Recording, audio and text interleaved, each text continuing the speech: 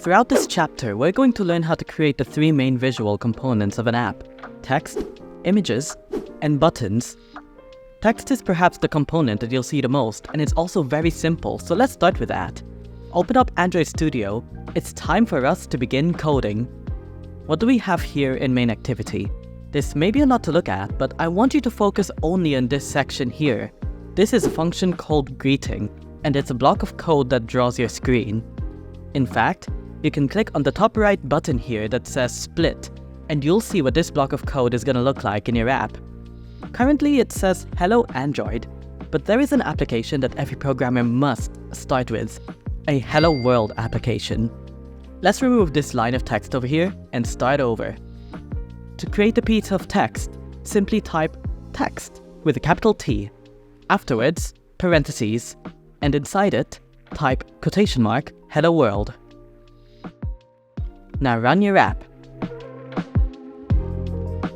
Just like that, you've written your first Hello World app. Congrats! You are now officially a programmer. Okay, celebration's over. Let's proceed.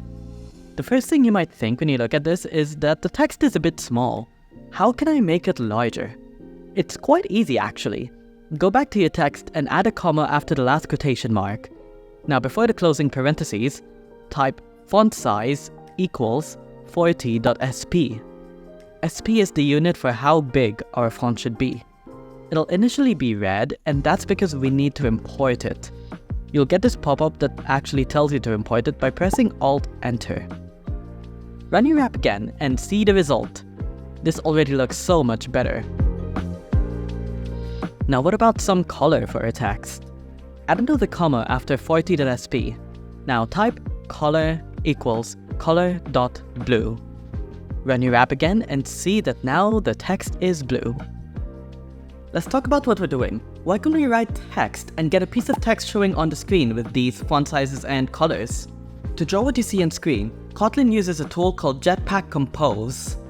Jetpack Compose is a toolkit that provides us with all sorts of visual components such as text, images, buttons, and everything of the sort.